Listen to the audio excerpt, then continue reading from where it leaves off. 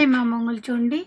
তো বন্ধুরা, সকালে সকালে চান টান করে এই যে আমি মা মঙ্গলচণ্ডীর ঘরে ঢুকেছি। তো চলো তোমাদেরকে ব্যাক ক্যামেরায় দেখাই, যেহেতু এরকম ইন্টারেস্ট লাগবে না, যেহেতু তোমাদেরকে ব্যাক ক্যামেরায় দেখালে তোমরা বেশি ভালোভাবে বুঝতে পারবে আর দেখতে পাবে। তো চলো মায়ের পুজো কিভাবে করলাম সকালে সকালে তোমাদের সঙ্গে শেয়ার করি। তো বন্ধুরা, প্রথমেতে শিব পার্বতী এখানে দেখো, আর এখানে এই যে কী কী ঠাকুর আছে তোমরা বুঝতেই পারছো। আর রাধাকৃষ্ণ, শিব পার্বতী, তারপর মা দুর্গা, তারপরে এই ঠাকুরের নাম কি জানি না। তো আজকে শনিবার, কিন্তু এই ঠাকুরের পুজো আজকে। আর এই যে আমার ছোট্ট একটা গোপাল দেখতে, ছোট্ট গোপাল, এই যে ছোট্ট গোপাল যখন আমি জন্মাষ্টমী করি, জন্মাষ্টমী, তো জন্মাষ্টমীর সময় এই ঠাকুরের পুজো করি। আর এখানে এই যে নানান রকমের ফটোগুলো দেওয়ানো আছে। তো ফটোটি অনেক দিন হয়ে গেল, এলোমেলো হয়ে গেছে। আর সামনে আমার অষ্টপ্রহর আসছে গ্রামে, তো গ্রামে অষ্টপ্রহর আসছে। তো অষ্টপ্রহরের সময় ঠাকুরঘরটা ভালোভাবে পরিষ্কার করতে হবে। আর এখন এত বাড়ির সংসারের কাজ যে কী বলবো, সকালে সকালে বাসি কাজ টাজ করে চান করে কোনো মতো খালি পূজা দেওয়া যাচ্ছে। আর তুলসীর গাছের যে পাতাগুলো শুকে এত ইয়ে হয়ে গেছে, তাই তুলসী পাতা একদমই পাওয়া যাচ্ছে না। তো এখন আমার পুজো কমপ্লিট হয়ে গেছে বন্ধুরা। তো ভাবলাম আজকে ভিডিওটা তোমাদের মা মঙ্গলচণ্ডীর ঘর থেকে শুরু করি। তো এটা হলো আমার মা, আমার মা না, জগতের মা, তোমাদের মা, সবারই মা, এটা জগতের মা, সবারই মা।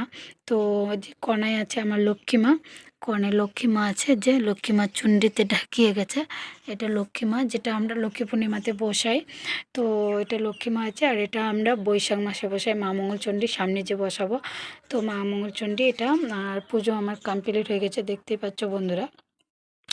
আর সিঁড়িটা বাইরে রাখলে কিনা সিঁড়িটা আমার বৃষ্টি পড়ছে, কালকে বৃষ্টি বৃষ্টি ভাব লাগছিল, কিন্তু বৃষ্টি পড়েনি, হালকা কয়েক ফোঁটা এসছিল।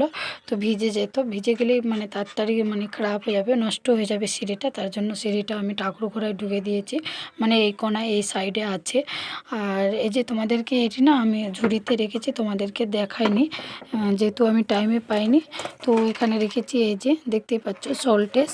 আর এখানে আছে বাতাসা, তারপরে আছে মুকুলদানা, তারপরে আছে চিনি এটা ডিবাতে, তারপরে এটা ডিবাতে আছে আতপ চাল, ধুবুন, তারপর সিঁদুর, চন্দন, তেল। আর এখানে আছে লাইটার, তারপরে আছে যে ধূপকাঠি। আর এখানে আছে আমার বাবু। চলো এখন ঠাকুর ঘর থেকে বার হয়ে যাও বন্ধুরা।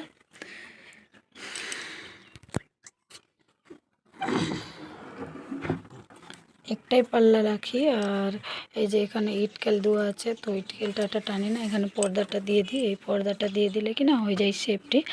আর সকালে কি কি কাজ করলাম বন্ধুরা, চলো একটু তোমাদের সঙ্গে শেয়ার করি।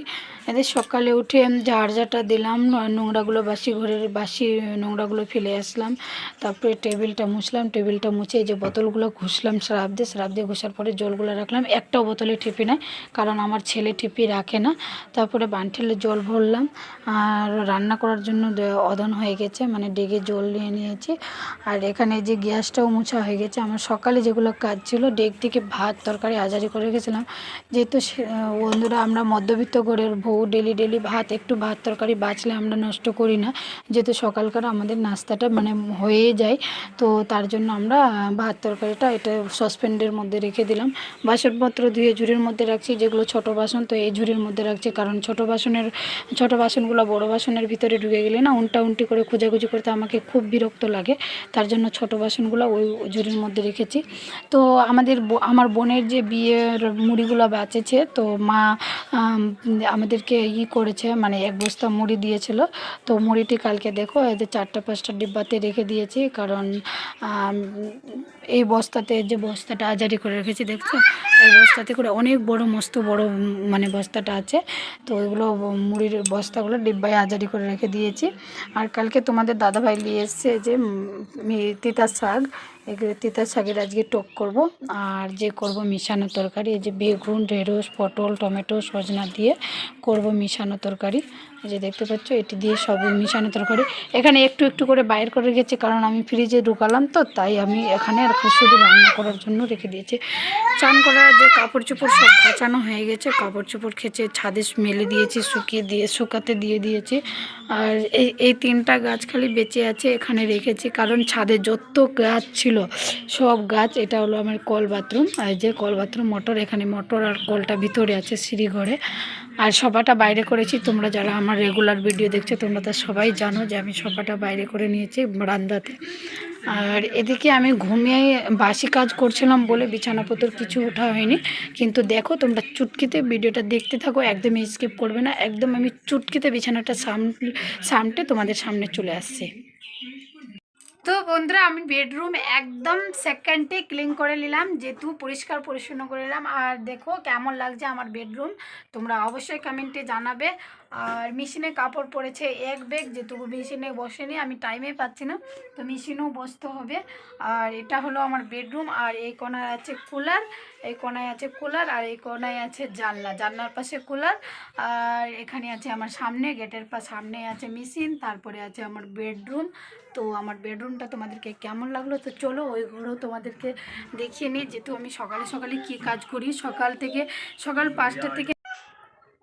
তো বন্ধুরা আমার বেডরুম তো তোমাদের সঙ্গে শেয়ার করলাম। তো চলো আমার বৈঠক রুম, এটা হলো বৈঠক রুম। আমি এক একটা রুমের নাম দিয়ে দিয়েছি। ওটা হলো আমার বেডরুম, যে রুমে আমি ঘুমাই। আর এটা হলো বৈঠক রুম। এই বিছানায় খাওয়া দাওয়া, রেস্ট করা, গল্প করা, আড্ডা মারা, আর এখানে টিভি দেখা, মোবাইল দেখা। আর তারপরে যে শোকে আয়নাতে আমি সব সময় ডান্স করতে তো পারি না, কিন্তু ডান্স করি। তারপরে যে চিরুনি করি, সিঁদুর লাগাই, ক্রিম লাগাই, সব আমার এই ঘরে, বেশিরভাগ এই ঘরেই গোটায় দিন, সকাল থেকে নিয়ে রাত 9টা-10টা পর্যন্ত এই ঘরেই সময় কাটে। ওই ঘরে শুধু রাত্রে ঘুমাতে যাই।